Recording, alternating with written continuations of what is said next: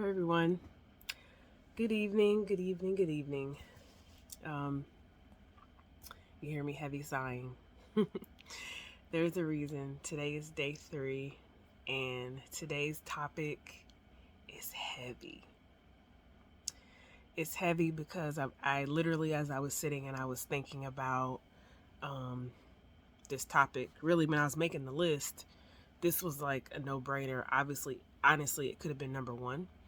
Um, but I just made it number 3 because that's how it came down in my mind when I was writing them down. Um, but today's topic: talk to someone, talk to a pro, not just your team lead. Talk to preferably someone who is qualified. Yes, we're talking about therapy. We're talking about maybe even a psychiatrist, depending. Um, I cannot, I cannot overstate how important, how crucial this step has been for me in my life. And if I may just kind of step back for a second, this series, Burnout Proof, is all about 5 foundational tips that I have found for me that when I apply these, they kind of create the base for a level of wellness that is a solid foundation to stand on, in a short, brief way to put it. These are foundational things that when you apply these things in the right way, in the unique way that you need to for your life, you will find that you have a solid foundation of wellness to stand on. Like I said before, it's not a quick fix. It won't fix everything in your life, but these are things that when they get in alignment, it's kind of like the puzzle pieces fit and life just feels a little more solid. Um, this literally changed my life. Starting and connecting with therapy, figuring that out, finding a therapist, literally life changing. And I'll say, because I'm sure that, those of you out there, you've probably heard that a lot, especially now with us living in this post COVID world, right?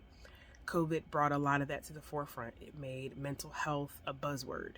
It made health and wellness a trendy word. Like, I think honestly, to this point in today, you can't say health without wellness, almost to the point it feels kind of like wrong to not say health and wellness. And they are co-pair, right? But from 2020, it became really big and we started highlighting it. And I think that was great. I mean, for me, it was great. Honestly, my journey started in 2020. So I'm an advocate 100%. But I have to tell you, like, my personal experience, like, I grew up in a family where mental health awareness therapy wasn't necessarily a thing. I won't say my parents were against it. They just never seen it in their own lives. They didn't have parents that were talking to anybody. I mean, let alone, we have the rule in our family, in the Black community, a lot of times it's keep it in the family. And even in the family, we're not talking about it. So it's like, don't tell nobody else, but also don't talk to me about it. And it's a little toxic, right? We could be like that. I don't think it comes out of a negative place. I don't think it comes out of a malicious place. I think it just comes out of a cultural thing that has developed in a lot of our families over the years. And so my parents never had a habit of going to therapy. Both of them have to this point, but it wasn't something that was trained into them to where they knew it as a go-to, as a tool for their health and life. And so here's what I'll say. Here's kind of like my story is that I reached a point in 2020 that was kind of like a, what do you call it? Like an impetus moment. It was a situation where I was driving. I think I was actually driving to work and I had a panic attack out of nowhere. And for those of you who are familiar with panic attacks and things of that nature, it's scary, especially when you have it the first time, because you don't have a lot of control over your motor functions and you're like desperately trying to get them back. It was a very, very scary moment for me. Scary enough that I was fortunate to be less than like a mile from work. But I pulled over and I knew immediately, like, I'm not okay. I don't know why I'm not okay, right? But I'm not okay. I need to do something about it. And so I pulled over, got myself together, and then I called immediately, talked to somebody, my manager, whoever, I said, hey, I need to take a personal day, you know, and go deal with some stuff. And the first thing that I did was I called EAP. For those of you who aren't familiar, EAP stands for Employee Assistance Program. Many companies today, especially after COVID, do have an EAP program of some sort. A lot of these companies have improved them, so they offer a little better benefits than they might have prior to COVID. But I immediately took advantage of that because it was the first thing that popped in my mind. I called the number, talked to somebody, they helped me figure out what to do, and I began my journey. Now, disclaimer with this is first find out if your company has EAP. And if not, we'll talk about what it means if you don't have one, because there definitely are other options. But if your company has EAP, take advantage because it's free access to help. It's free access to talk to somebody who is qualified. Like I said in the beginning, you can talk to your team lead, right? But understand that that is work and your life is multidimensional. Your life is more than just your work. You may not want to talk to your team lead. I would gather you probably don't want to talk to your team lead about personal stuff to that depth. As a matter of fact, it's better that you don't, right? It's better that you talk to somebody who is qualified to handle the depth of you, the core of you. And so, yeah, EAP, find out if your company has it, take advantage, because a lot of times there's free services and things connected with that. And let them help you figure out the journey. Like I said, that journey, that was the beginning of the journey for me. It was not a straight line. It was very much up and down. There were periods between then and now, like years literally, that I did not have a therapist. I've seen so many, and I really just fought my way through it. I just decided at one point not to give up because it became kind of hard. Like I met with therapists and I was just like, oh no, you know what I mean? It's you have to find a good fit, but it's so worth it if you don't quit. It's so necessary to have somebody that is qualified to help you through your stuff, to have somebody who is qualified to listen, to give you a perspective. This is so crucial because we think that sometimes we can get that from family members. And sometimes you can have family members that are able to help you talk through some stuff. But being on the other side now, I'm fortunate to have an amazing therapist who I love to connect with, who helps me process things. But having a therapist isn't just for people, and I think we know this, having a therapist isn't just for people who have issues. You know what I mean? It isn't just for those broken people. You should have a therapist whether or not you feel like you're broken. I would hazard to say, you, the person who feels like, hey, everything is going great in my life. I don't have any real worries. Things are great. You should have a therapist because the way life be lifing, at some point, things aren't going to always be so rosy. At some point, you're going to need that support. And to have somebody that you're already tapped into, that you can, at the click of a button, the dial of a number, you can call and say, hey, look, I need some time. You know what I mean? It's so crucial. I am so fortunate to finally be in a space. And I've only found a consistent therapist in the last couple of years that I see that I'm like, this is my person. We're locked in. You know what I mean? We're locked in. It took me 5 years to find that. I want that to be encouraging for you, not discouraging, because I chose not to give up.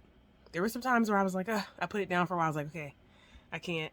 But then I picked it back up, and I'm so glad I did. So, again, this really is for anybody. I've been saying high performers, fellow engineers, all of that.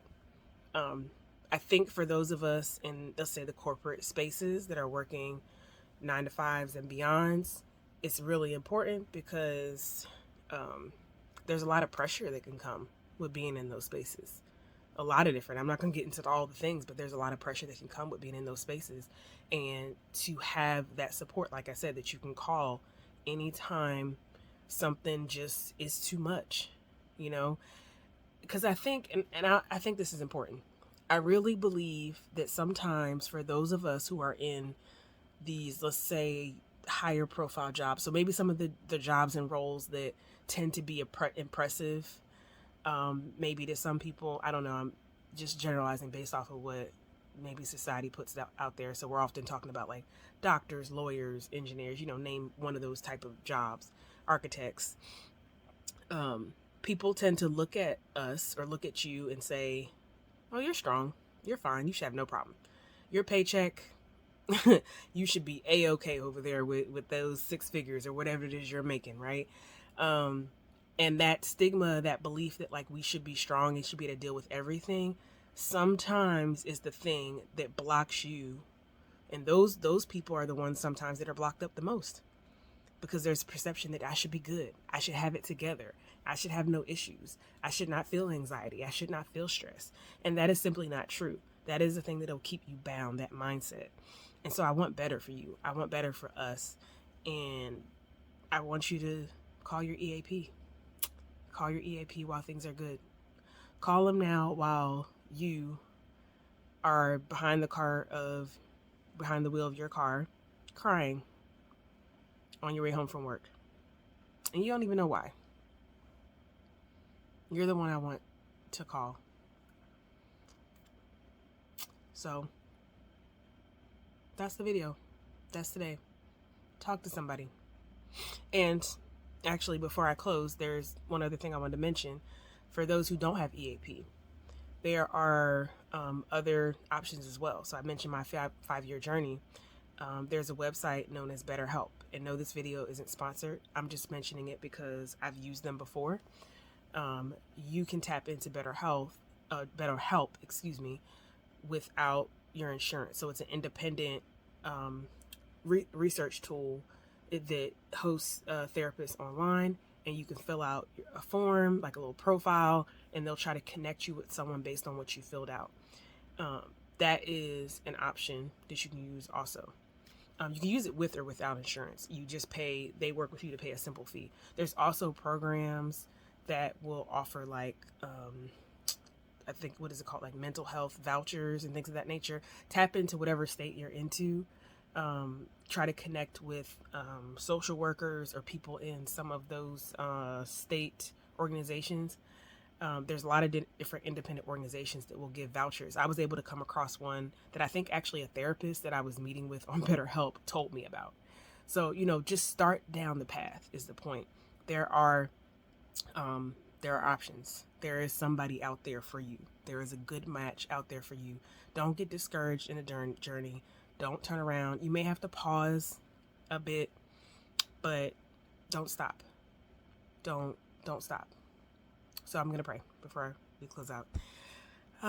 Dear Lord, thank you so much for this time. I want to pray for my friends on YouTube who are watching this video. I want to pray that you wrap your arms around them and that you remind them that they are loved, they are cared for, and they are cherished. That you belong here. Remind them that they belong here. And that there is no trouble so great, there is no pressure too wide for you to handle, and that you're just waiting with your arms open wide. God, help and guide them, direct them, their steps, so they can find the right therapist, the right connection. In Jesus' name I pray. Amen. Wishing you wellness, rest, and a lot less stress. All right, guys. Talk to you later.